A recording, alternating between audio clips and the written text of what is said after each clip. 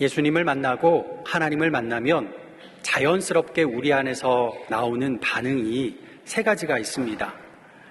놀람, 회개, 찬양, 이 세 가지입니다. 그런데 오늘 말씀과 그 앞단락 말씀, 오늘은 2절만 읽었지만 그 앞단락, 큰 단락까지도 같이 보려고 하는데요. 이 큰 말씀 가운데 예수님이 이렇게 가르쳐 주세요. 이 반응들보다 더 중요한 게 있으니 그것은 말씀 실천이라고요. 마지막에 읽은 말씀에 나오죠. 말씀을 듣고 지키는 것이 복이 있다. 말씀 실천의 중요함, 오늘은 세 가지로 함께 살펴보고자 합니다. 첫 번째는 이겁니다. 놀람보다 말씀 실천입니다. 우리 같이 읽어볼까요? 놀람보다 말씀 실천입니다. 아멘. 오늘 본문 앞단락인 14절 이하로 보시면 예수님이 귀신을 쫓아내시는 놀라운 기적을 행하십니다. 말을 못하게 하는 귀신이었는데 귀신이 쫓겨나고 나니까 이 사람이 말 못하다가 갑자기 말이 터진 거예요. 그걸 보니까 사람들이 깜짝 놀라죠. 14절 끝에 보면 무리들이 놀랍게 여겼으나 이렇게 말해요. 놀랐다 하죠. 그런데 문제는 여겼으니가 아니고요. 여겼으나예요. 니어야 하는데 나예요.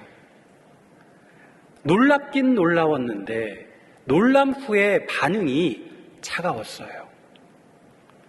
누구에게서 이 반응이 나왔을까요? 15절 시작에 나옵니다. 그 중에 더러는 말하기를 이라고 해요. 그 중에 라고 말했으니까 그 중에 하는 거는 그 앞에 나온 사람들 중에 라는 말이죠. 그 앞에 나온 사람들, 그 앞 절에 나온 사람들이 누구냐? 놀랍게 여긴 무리들이에요. 그러니까 놀랍게 여긴 무리들 중에서 지금 말이 나오는데 예수님을 비난하고 조롱하는 말이 나왔어요. 예수님의 기적을 보고서 야, 뭐 저 정도로 놀라냐? 놀라지 않는 사람들이 아니란 거예요. 놀랍게 여긴 사람들 중에서 예수님을 비난하고 조롱하는 말들이 나왔다는 거예요. 그것도 한두 명이 아니라 더러는 했죠. 그 중에 더러는, 더러가 그럽니다. 우리 같으면 평생 한 번만이라도 이런 기적 하나님 베풀어 주시기를 하나님께 쪼르기도 하고 그런 기적 보면 평생 간증 삼고 평생 자랑 삼을 텐데 이런 차가운 반응은 참 기가 막히죠. 그런데 이게 남의 반응이 아니에요. 우리 반응입니다. 하나님의 신묘막측한 역사가 온전하게 기록된 성경 말씀이 우리 손에 이렇게 들려져 있는데도 우리는 이 말씀 듣고 읽을 때마다 깜짝깜짝 놀라고 있습니까? 한편으로는 안 그러신 게 정말 감사한 게요. 성경 말씀 읽을 때마다 놀라라. 깜짝깜짝 놀라다가 나중에 심장병 걸릴 거예요. 그럼 하나님이 우리 건강을 위해서 그렇게 안 해주신지 모르겠는데 그건 감사한 일이지만 또 한편으론 놀라운 말씀이 기록된 성경 우리 손에 언제나 들려질 수 있는데도 제대로 한번 이 말씀 가운데서 놀라지 않고 제대로 한번 감동을 받지 못한다면 이게 정말 기가 막힐 노릇인 거죠. 보십시오. 15절에 이 더러는 이 이상한 소리를 해대는 더러들은요, 예수님 역사를 보고서 놀라워하긴 했습니다. 하나님 말씀 앞에서 놀라는 건요, 신앙의 기초 중에 기초, 아니 그보다 못하다는 거예요.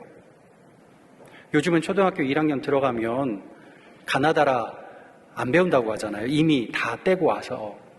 저희 때만 해도 저만 해도 초등학교가 아니라 국민학교였는데 국민학교 1학년 때 들어가면 제일 먼저 기억리언부터 배웠거든요.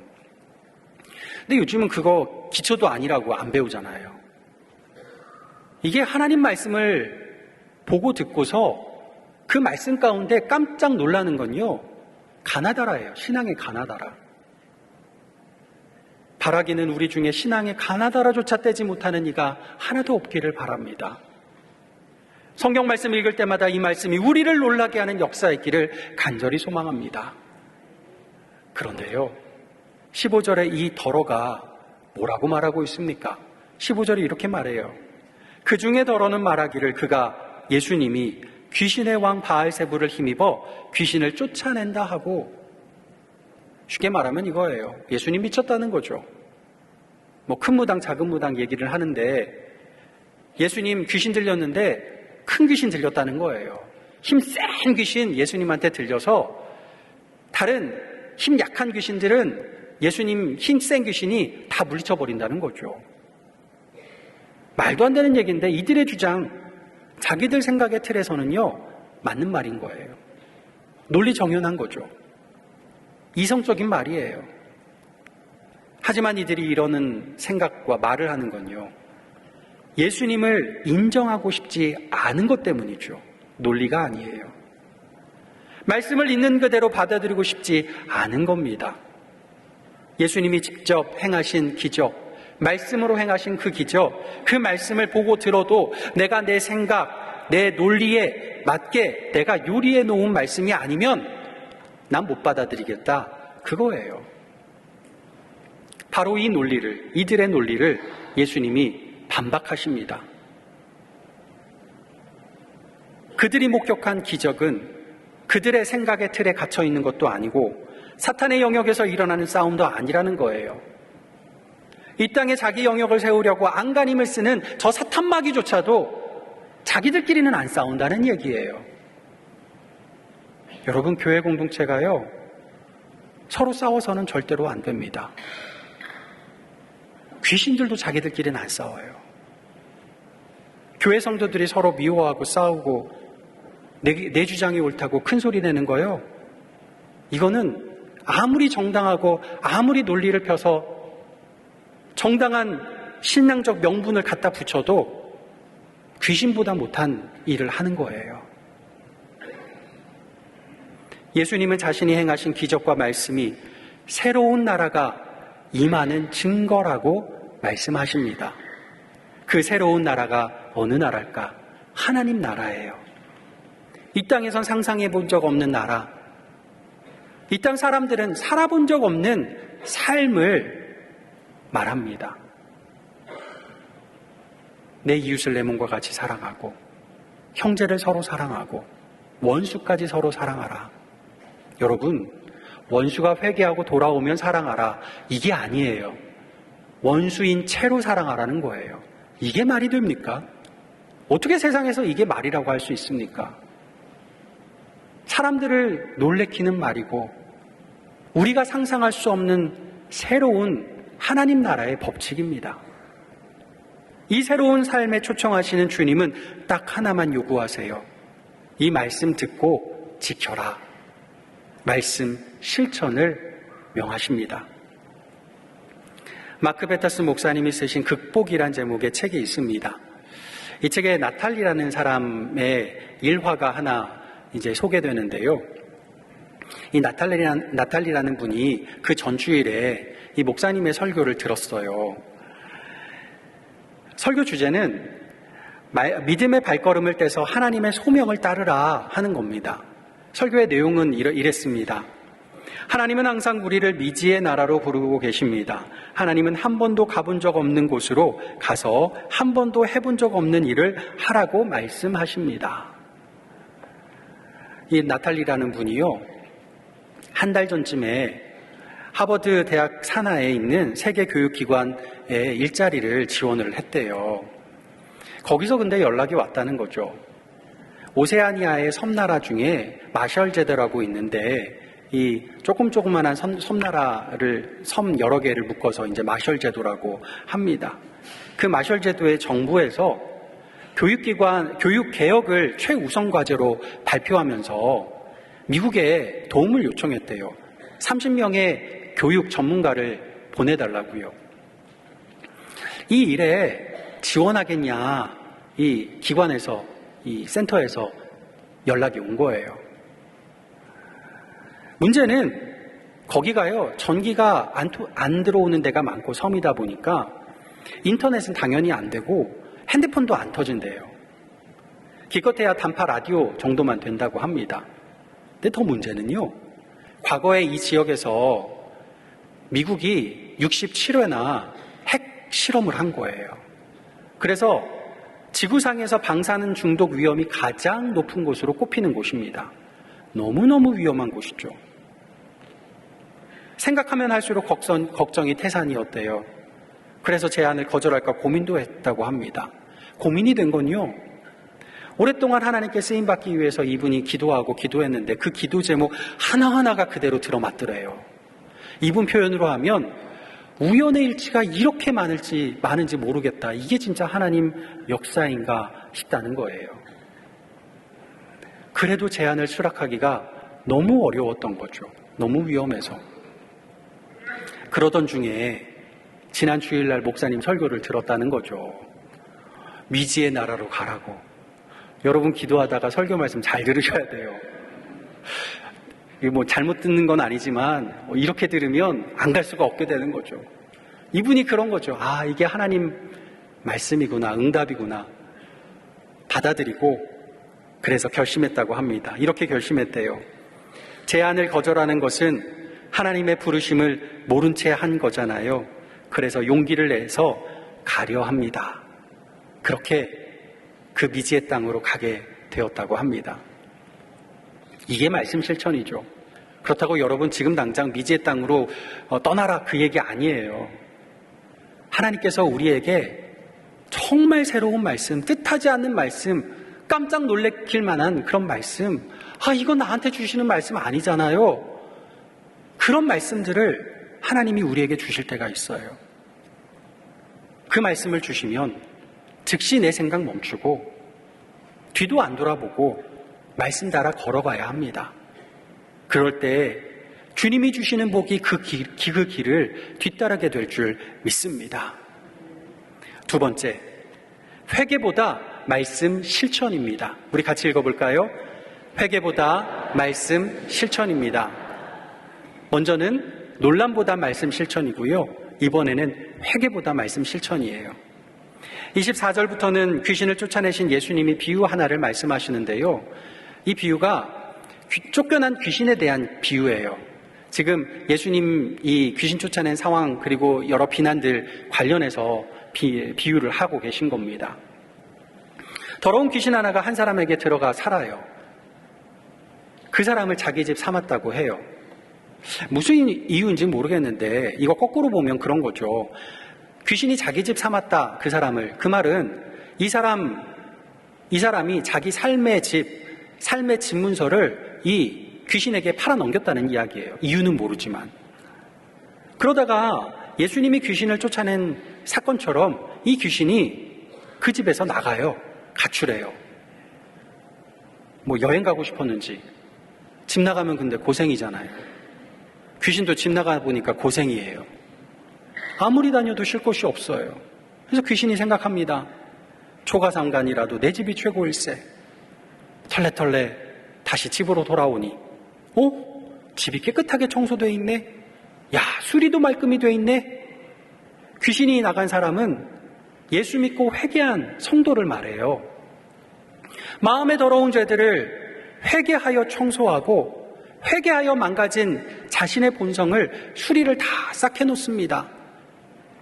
온 몸과 마음, 영혼을 리모델링을 다 했어요. 그런데 문제는 집주인은 여전히 자기예요. 말씀으로 도장 꾹꾹 찍어서 내 삶의 집문서 예수님께 다 넘겨드려야 되는데 이 집문서만큼은, 내 삶의 집문서만큼은 못 넘겨준다는 거죠. 여러분 오해 마세요. 여러분 집문서, 땅문서 교회로 바치라는 얘기 절대 아니에요. 그런 말 아니고요. 우리 삶의 주인, 주님께 넘겨드려야 하는데 이걸 안 한다는 거예요. 귀신이 얼씨구나 합니다. 이런 리모델링한 집 나만 누릴 수 없다. 자기보다 더 악한 귀신, 친구 귀신 7을 데리고 와요. 제가 지난주에 말씀 준비하면서 묵상하면서 이런 생각이 들었어요. 와, 귀신도 한 번에 7명이나 전도하다니 나는 뭐 하고 있나. 귀신이 전도왕이네. 이런 생각이 들더라고요. 예수님이 말씀하세요. 26절에 그 사람의 나중 형편이 전보다 더 심하게 되느니라. 떠났던 귀신이 왜 다시 돌아왔을까요? 그 집주인이 만만했기 때문이에요. 귀신이 이길 수 있는 집주인 바로 우리죠. 주님 말씀에 복종하지 못하고 실천하지 못하니까 어떻게 돼요? 말씀의 능력을 상실한 나보다 돌아온 귀신이 훨씬 더 세요. 그러니 바로 집문서를 빼앗겨버립니다. 사단마귀를 이길 힘은 오직 주님 말씀뿐인 줄 믿습니다. 아무리 회개해도 말씀에 복종하지 않으면 여전히 집주인은 주님이 아니라 연약하디 연약한 우리입니다. 아무리 회개해도 말씀 듣고 실천하지 않으면, 예수 사랑 실천하지 않으면 사단마귀를 이긴 말씀의 능력은 나타나지 않습니다. 속히 우리 삶의 집문서 예수님께 다 넘기고 예수님 말씀 한 구절 한 구절에 아멘으로 순종하셔서 말씀이 능력이 되어 사단마귀를 물리치는 저와 여러분 되시기를 예수님의 이름으로 간절히 축복합니다. 마지막 세 번째, 찬양보다 말씀 실천입니다. 우리 같이 읽어볼까요? 찬양보다 말씀 실천입니다. 아멘. 논란보다 말씀 실천이고, 또 회개보다 말씀 실천이고, 찬양보다 말씀 실천입니다. 이제 오늘 읽은 본문 말씀으로 들어갑니다. 이름 없는 한 여인이 등장해요. 자신이 낼 수 있는 가장 큰 목소리로 외쳐 말합니다. 27절이죠. 당신을 뵌 태와 당신을 먹인 젖이 복이 있습니다. 예수님을 뵌 태, 예수님을 먹인 젖 누구를 말할까요? 예수님 육신의 어머니 마리아. 마리아가 복이 있다는 말은요, 마리아 칭찬하는 말이 아니에요. 예수님을 찬양하는 말이죠. 예수님이 귀신 들린 자를 고쳐주신 장면을 눈앞에서 보게 되면 예수님 찬양하는 거 당연한 일이에요. 당연히 흘러넘치죠. 여러분 같으면 안 그러겠습니까? 지금 여기에 예수님 오셔서 그 놀라운 기적을 행하시면 당연히 입에서 와, 예수님 찬양합니다. 대단하십니다. 최고입니다. 말이 나올 거예요. 그런 장면 보고서 입 꾹 다무는 게 더 힘들 거예요. 그런데 현실에서는 이 여인이 툭 튀어나오기 전까지 찬양의 소리가 있었을까요? 없었을까요? 하나도 없었어요. 예수님 주변에서 나온 목소리는 뭐였습니까? 예수님 미쳤다, 귀신 들렸다, 비난하고 조롱하는 소리뿐이었습니다. 그런데 보세요.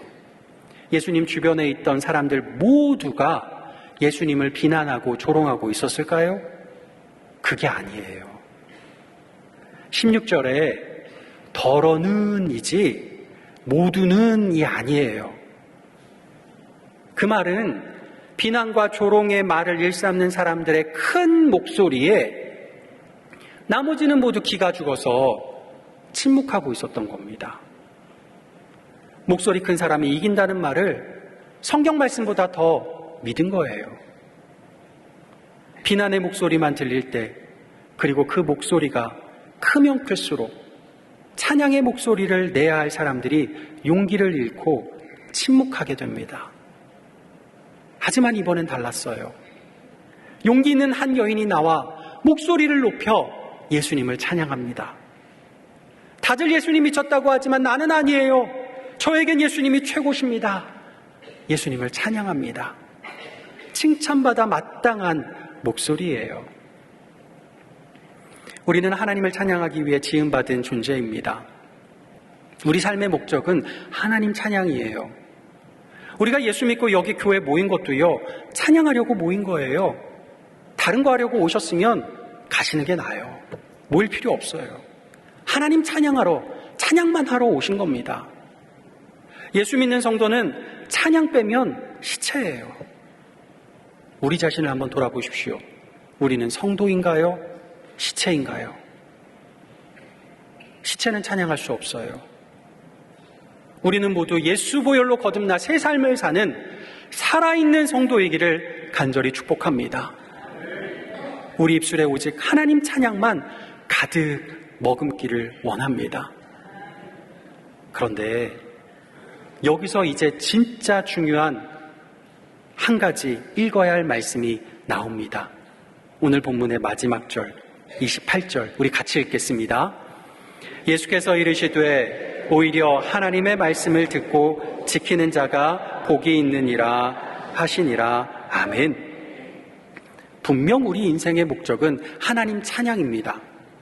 그 목적에 딱 맞게 이 여인은 예수님을 찬양하고 있어요. 당연히 칭찬해야 마땅한 순간입니다. 그런데 예수님은 오히려라는 말씀을 쓰세요. 오히려. 네가 찬양하는 거 잘하는 일은 맞아. 하지만 찬양보다 더 칭찬받을 만한 일이 있어. 그건 하나님 말씀을 듣고 지키는 일이야. 그 사람이 진짜 복된 사람이야. 말씀하세요. 우리나라 장수 과자 중에 제가 돈 받고 PPL 하는 거 아닙니다. 맛동산이란 게 있죠. 얼마 전에 맛동산 한 봉지가 생겨서 집에서 아내랑 뜯어서 같이 먹었습니다. 이제 같이 먹다가 아내가 먹으면서 그러는 거예요. 역시 음악 듣고 발효된 과자라 소화가 잘 되는 것 같아요. 그래서 이게 무슨 소리야? 이게 뭔 말하는 소리야? 그랬더니요. 그것도 모르냐고 포장지 한번 보라고 그래요. 그래서 포장지를 봤더니 포장지에 이 맛동산이 만들어지는 과정이 상세하게 적혀 있어요. 그 첫 번째 과정이 뭐라고 적혀 있냐면 밀가루 반죽 시 음악을 들려줍니다. 그 옆에 음악 발효라고 적혀 있어요. 이게 뭔 소린가 또 싶어서 제가 인터넷 막 찾아봤어요. 그랬더니 진짜로 이 맛동산 만들려고 밀가루 반죽할 때 음악을 옆에다 켜놓는데요. 음악도 처음에는 클래식을 켰는데 이제 우리 과자잖아요. 신토불이니까 국악을 틀어야 된다 해서 국악 아리랑을 지금은 틀고 있다고 합니다. 이 진짜예요. 제 말 아닙니다. 실제로 거기 보니까 국악이 파장이 큰 음악이어서 미생물이 활동하는데 더 유익하다는 연구 결과도 있대요. 제가 그거 보면서 야, 우리도 국악 찬양을 좀 더 하면 우리 신앙이 발효가 잘 되나? 이런 생각이 들었어요. 아까 시온 찬양대가 국악 찬양 했잖아요. 우리 아마 신앙이 좀 더 몽글몽글 발효가 잘 돼 있을 겁니다. 아멘. 감사합니다. 음악이요, 동산을, 밋밋한 동산을 맛동산으로 바꿔줍니다. 칭찬은 고래도 춤추게 합니다. 그런데 예수님은요, 칭찬보다 말씀을, 찬양보다 말씀이 더 중요하다고 강조하세요. 왜 그러실까요? 제가 이 한 주 말씀을 준비하면서 이걸 계속 고민하고 묵상하고 예수님 왜 그러셨을까? 아, 이거 칭찬해야 마땅한데 왜 그러셨을까? 계속 묵상했는데 묵상할수록 결론은 똑같았어요. 예수님이 우리를 너무너무 사랑하셔서. 찬양이 나쁘거나 열등해서가 아닙니다. 찬양은 너무 좋은 거고 해야 되는 거고요. 하고 또 하면 에덴 동산, 맛동산 되는 거예요. 하지만 예수님은 우리를 너무너무 사랑하셔서 우리에게 찬양받으시는 것도 좋아하지만 그보다 더 좋아하시는 건 우리가 잘 되는 거예요. 우리가 복받는 거예요. 그리고 우리가 복받는 유일한 방법, 단 하나의 방법이 무엇이냐? 주님 말씀 듣고 그 말씀을 지키는 것, 말씀 실천입니다. 코로나 이후로 어느 교회나 유튜버를 하다 보니까 교회 가는 건 의무로 그렇게 삼고 내 신앙은 내가 마음에 맞는 유튜브 설교 찾아서 들으면서 내가 내 신앙을 쌓는다 하는 분들이 생각보다 많이 늘어난 요즘입니다. 설교 말씀 풍성하게 듣는 건 너무너무 귀한 일이에요. 하지만 내 입맛 따라 설교를 찾아다니는 건요, 내 삶의 주인이 주님이란 게 아니에요. 말씀이란 게 아니에요. 내 삶의 주인 여전히 나고 내 입맛이죠. 그렇게 말씀을 많이 들으면 뭐 하겠습니까? 들은 말씀 한 구절도 온전하게 실천하지 못하면 알고도 못한 거니 매맞을 횟수만 많아질 뿐인 거예요. 말씀은 듣고 지키는 것이 중요합니다. 그게 복이에요. 그게 예수님이 우리에게 가장 원하시는 일입니다. 심지어 그렇게 좋아하시는 찬양보다 더 중요하다, 더 원하시는 게 말씀을 듣고 지키는 일, 말씀 실천입니다. 오늘 우리 주님 말씀을 만나는 자리에서 놀람과 회개와 찬양이 넘치기를 소망합니다. 하지만 그보다 더욱 우리가 듣는 말씀이 단 한 구절일지라도 그 말씀에 우리의 목숨을 걸고 그 말씀을 듣고 지키기를 원합니다. 말씀을 실천하심으로 참으로 복된 자라 주님이 칭찬하시는 저와 여러분 될 수 있기를 예수님의 이름으로 간절히 축복합니다. 기도하겠습니다. 아버지 하나님, 주께서 원하시는 대로 말씀을 듣고 지키는 자 되게 하여 주시옵소서. 성령께서 힘을 주셔서 주의 말씀을 실천하게 하시고 주께서 칭찬하시는 자로 복된 자로 살아가게 도와 주시옵소서. 예수 그리스도의 이름으로 기도하옵나이다. 아멘.